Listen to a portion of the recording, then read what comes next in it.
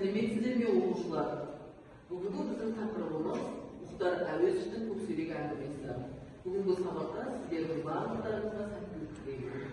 Ал енді балалар, бүгінгі сабақта Мұхтар Әуезовтің көксерек әңгімесін біз 3-ші сабақта тыңдап жатырмыз. Бүгінгі сабақта негізгі кейіпкер әрекетіне баға береміз, яғни біздің кейіпкеріміз, негізгі кейіпкеріміз көксерек. Сонымен қатар шығарманың идеясын анықтап, дәлелдер келтіреміз. Ал енді өткен сабақта шығармамен толық таныстық, үй тапсырмасын қайталап шығайық. Өткен білімге шолу. Бірінші балалар. Көксеректің алғашқы қолға түсуі. Кім жауап береді? Қалай болып еді?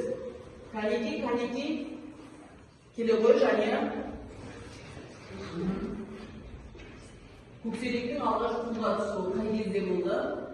Көксеректің алғашқы қолға түсуі қасқыр апай бұзып Дұрыс, жақсы. Келесі сұрақ. Құрмаштың көксерекке қарым-қатынасы қандай болды? Көксерек, Бекжан. Тезірек.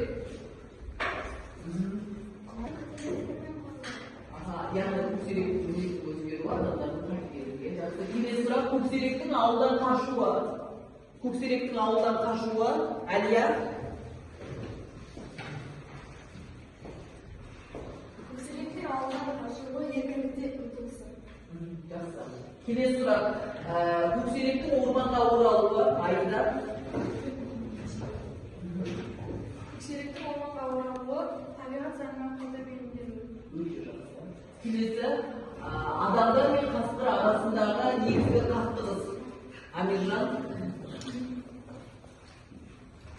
Адам мен қасқырдың арасындағы қақтығыс адам мен табиғат арасындағы үйлесімнің бұзылуы. Келесі, автордың көксерекке көзқарасы қандай болды? Келе ғой. Әңгіменің негізгі идеясы қасқырдың адамдарға жау болып қалыптасуы. Яғни автордың көксерекке көзқарасы ол Қасқыр адамдарға жау болып қалыптасуы. жақсы. Келесі, әңгіменің негізгі идеясы Динара.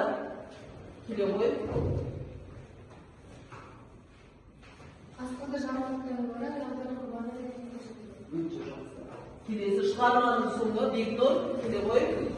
Шығарманың соңы қайғылы аяқталуы. Қайғылы аяқталуы. Ол яғни қандай оқиға орын алды? Көксерек өзінің бауырын басқан болсын,